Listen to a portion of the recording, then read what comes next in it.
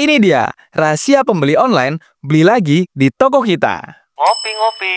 Ngobrolin program iPos.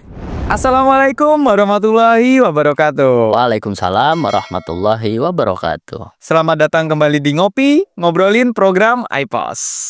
Masih bersama saya Adit, dan kali ini saya juga masih ditemani oleh Mas Aziz, konsultan Trigonal Software. Tema kita kali ini tentang proses pengemasan pesanan. Langsung aja ke pertanyaan pertama, Mas Aziz. Ya. Sepenting apa sih pengemasan pesanan untuk toko, terutama yang online nih, Mas? Oke, Mas Adit. Jadi pengemasan itu menurut saya sih sebenarnya bagian dari pelayanan ya, Mas. Dampaknya itu bisa langsung terasa.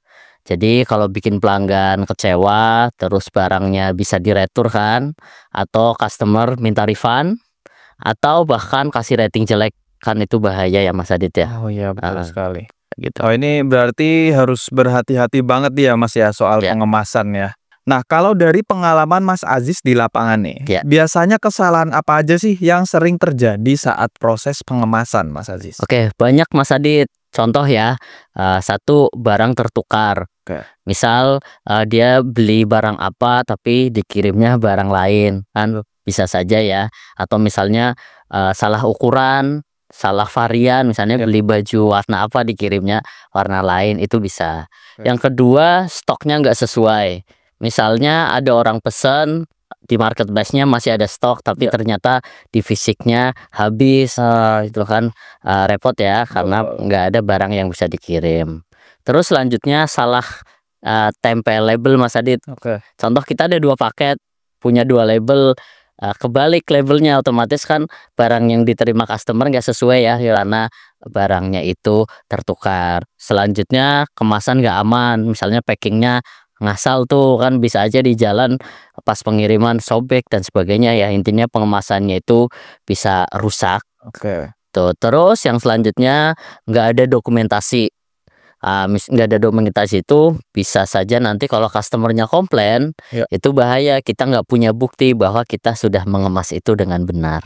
Oke. Itu Mas Adit. Oke, berarti ini bisa buat pembeli itu kapok belanja di toko kita ya kalau gini ya Mas Aziz? Iya ya? betul. Jadi pasti kapok dan kita bisa dapat rating jelek. Wah, itu repot sih Mas Adit ya.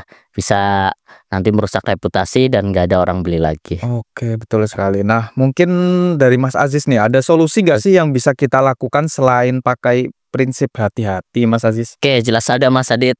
Kita bisa pakai SOP, yaitu Oke. kita perlu menjalankan SOP pengemasan pesanan, Mas Adit. Oke, kita kunci di situ ya Mas ya. Oke. Oke, kita kunci di situ dulu ya Mas ya. Kita ngopi dulu, silahkan. Oke. Kok teh?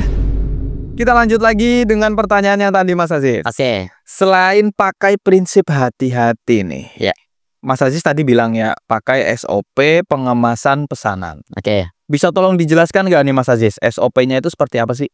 Oke, saya ada contohnya ya Mas Adit, seperti biasa nanti ditampilkan di layar. Oke.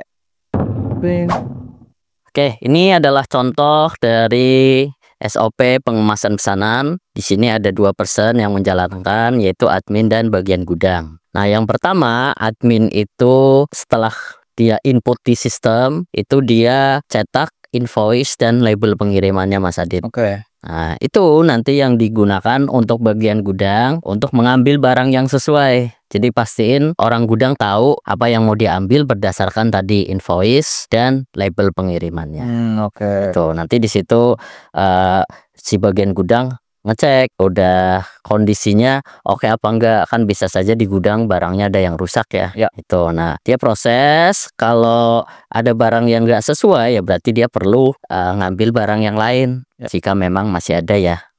Itu. Kalau memang sudah sesuai, itu bagian admin itu ngecek lagi. Jadi setelah gudang ngambilin barang ya admin ngecek lagi benar nggak sih yang diambil. Ya. Jangan sampai admin gudang ngambil langsung di packing aja tanpa si admin ngecek. Ya. Jadi wajib ada checker biar tidak salah kirim barang. Jadi kalau admin ngecek nggak sesuai ya bagian gudang bisa ngambil barang yang benar. Ya. Nah, kalau sudah sesuai baru bagian gudang itu melakukan packing barang dengan aman dan rapi. Oke. gitu. Kemudian setelah di packing dengan aman, tempel labelnya Mas Adit. Ya. Pastiin di sini juga nggak salah seperti tadi ya, Ya. yang biar nggak tertukar. Kalau sudah bisa foto paketnya. Jadi biar ada bukti kalau suatu saat customer komplain kita punya foto sebelum dikirim Ya. atau video, itu lebih bagus lagi. Nah, kalau sudah itu bagian gudang info ke admin agar admin bisa infokan ke kurir agar nanti bisa di pick up ataupun nanti diantar ke gerai kurirnya. Jadi itu Mas Adit untuk contoh SOP pengemasan barang. Nah, setelah step by step SOP pengemasan ini kita lakukan nih Mas Aziz. Iya. Lalu kan kita tinggal kirim pesanan nih. Betul. Lalu kenapa nggak masuk ke akhir SOP ini Mas? Ya, baiknya SOP pengiriman juga harus ada SOP-nya tersendiri Mas Adit. Oh gitu ya. Karena stepnya nggak cuma kita kirim barang aja, tapi nanti ada detail-detail yang nggak bisa dilewatkan. Oke. Tuh. Jadi nanti ada sendiri ya SOP pengiriman gitu ya Mas Aziz ya. Betul. Saya pikir tuh bisa disatuin aja gitu. Nggak bisa Mas, karena Ya. detailnya juga lumayan banyak, jadi baiknya dipisah. Oke. Ya, seperti itu. Nah, closing statement nih dari Mas Aziz, silakan. Oke Mas Adit, pengemasan rapi, bikin pelanggan beli lagi. Nah, oke. Ya, terima kasih atas waktu dan insight-nya di ngopi kali ini Mas Oke, Aziz. sama-sama Mas Adit. Dan terima kasih juga untuk teman-teman yang sudah bergabung di ngopi kali ini. Salam sukses. Wassalamualaikum warahmatullahi wabarakatuh.